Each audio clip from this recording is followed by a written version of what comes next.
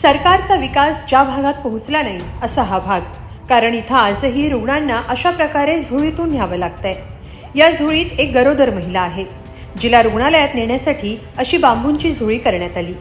हे चित्र आहे नंदुरबार जिल्ह्यातलं। धडगाव तालुक्यातल्या अतिदुर्गम भाग असलेल्या तेलखेडीचा कुंड्यापाडा हा आदिवासींचा पाडा।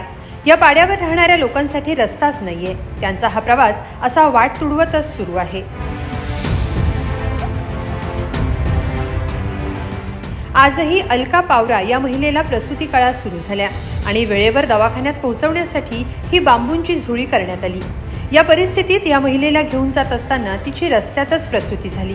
सध्या या महिलेवर आणि तिच्या नवजात बाळावर रुग्णालयात उपचार सुरू आहेत। रस्ता नसल्याने गावातल्या नागरिकांना 2 किलोमीटरचा पायी प्रवास करावा लागतो। वेळेवर उपचार मिळाला नसल्याने अनेक वेळा या ठिकाणी लोकांना आपला जीव गमवावा लागल्याच्या घटना घडल्यात, तर अनेकदा रस्त्यात प्रसूती झाल्याचंही दिसून आलंय। मात्र याकडे प्रशासनाचं पूर्ण दुर्लक्ष आहे। 100 पेक्षा अधिक लोकसंख्या असलेल्या या पाड्याचा पावसाळ्यात पूर्णपणे संपर्क तुटतो। त्यामुळे गावात रस्ता तयार करून देण्याची मागणी गावकरी करतायत। स्थानिक आमदार आदिवासींच्या मूळ समस्येकडे दुर्लक्ष करत असल्याचा आरोप ग्रामस्थ करतात।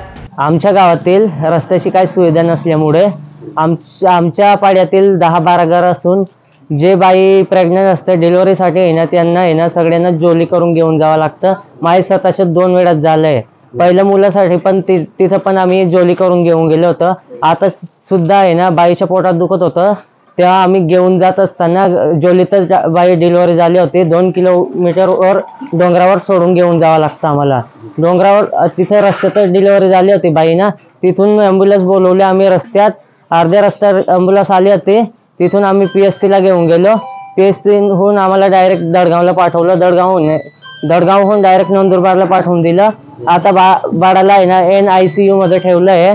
तर अजून 10-12 दिवसच सांगता येते। बाळाचं वजन कमी असल्यामुळे आम्हाला किती दिवस तिथं थांबवते त्याचे भरोसा नाही। आणि गावात अजून सुद्धा रस्त्याची व्यवस्था झालेली नाही आमची। तर आतापर्यंत आमचं कोणीच हे बघत नाही रस्त्याचं काय आहे ते। स्वार्थासाठी झटणारे पक्ष आणि नेते या समस्यांसाठी कधी झटणार असं सर्वसामान्य म्हणतात।